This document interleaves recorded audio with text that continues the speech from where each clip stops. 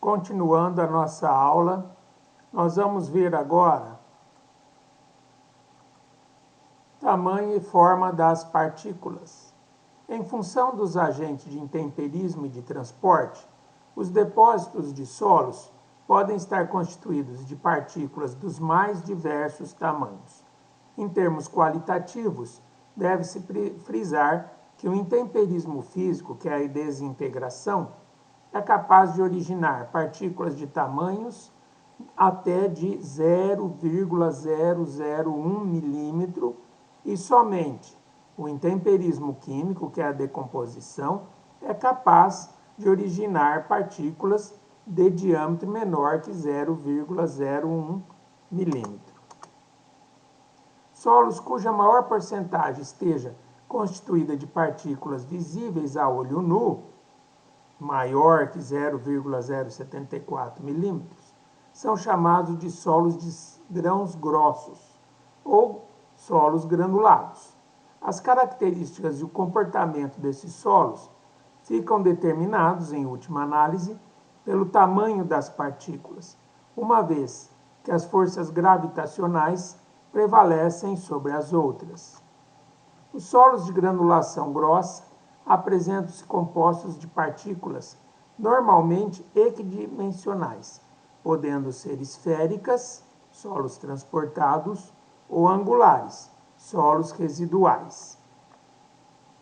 Aí você tem uma imagem onde nós temos os solos colocados de granulação grossa.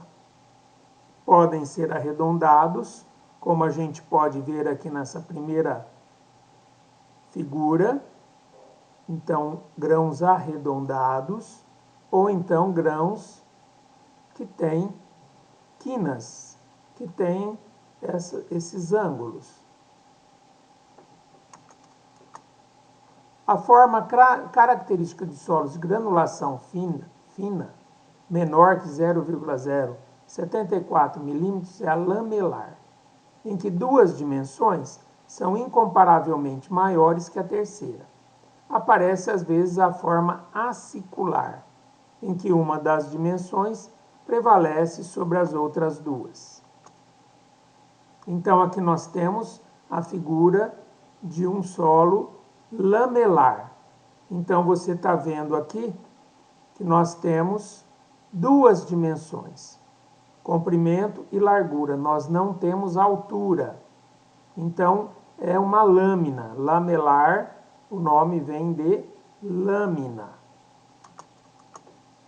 O mineral constituinte da partícula determina a sua forma, enquanto o comportamento desses solos é determinado pelas forças de superfície, moleculares, elétricas e eletromagnéticas, uma vez que a relação entre a superfície da partícula e o seu volume é muito alta. Nos solos finos, a afinidade pela água é uma característica marcante, irá influenciar sobremaneira o seu comportamento. Classificação granulométrica. Os solos recebem designações segundo as dimensões das partículas compreendidas entre determinados limites convencionais, conforme a tabela 3.1, que vocês vão ver a seguir. Nesta tabela estão representadas as classificações adotadas pela ASTM, a ASHTO, a ABNT e MIT.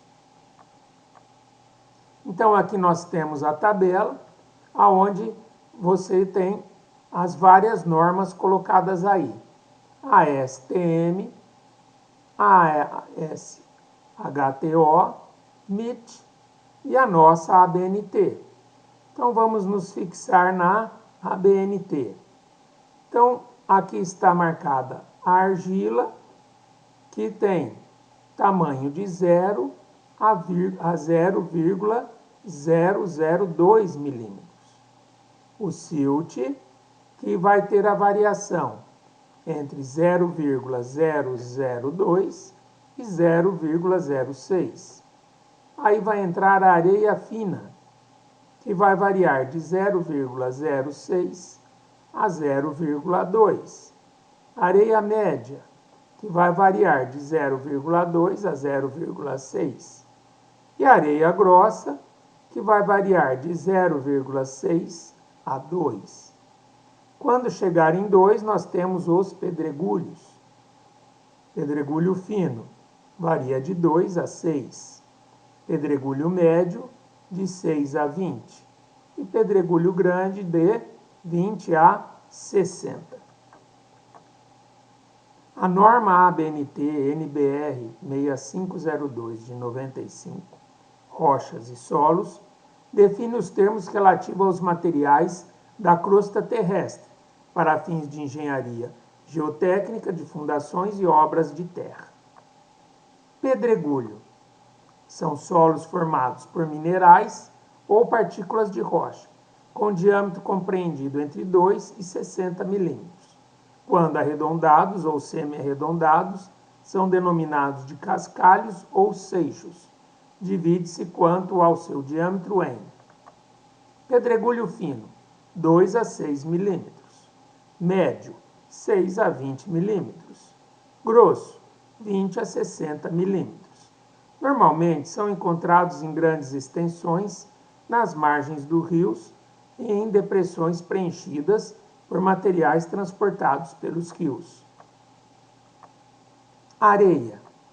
Solo não coesivo e não plástico, formado por minerais ou partículas de rochas com diâmetros compreendidos entre 0,06 mm e 2 mm. As areias, de acordo com o diâmetro, classificam-se em areia fina, de 0,06 mm a 0,2 mm, areia média, 0,2 mm a 0,6 mm, e areia grossa, 0,6 mm a 2 mm. As areias são ásperas ao tato e, estando isenta de finos, não se contraem ao secar, não apresentam plasticidade e comprimem-se quando instantaneamente ao serem carregadas. Silt.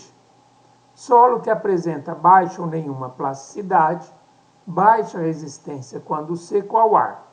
Um torrão de silt seco ao ar pode ser desfeito com bastante facilidade.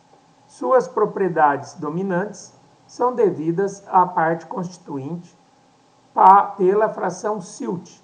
É formado por partículas com diâmetros compreendidos entre 0,002 mm e 0,06 mm. Argila. Solo de graduação fina, constituída por partículas com dimensões menores que 0,002 mm. Apresentam características marcantes de plasticidade. Quando suficientemente úmido, molda-se facilmente, em diferentes formas. E quando seco, apresenta coesão suficiente para construir torrões dificilmente desagregáveis por pressão dos dedos. Caracteriza-se pela sua plasticidade, textura e consistência em seu estado e umidade naturais. Quanto à constituição química das argilas, pode-se dizer que elas se compõem de silicatos de alumínio hidratados, podendo ocorrer eventualmente silicatos de magnésio, ferro ou outros metais também hidratados.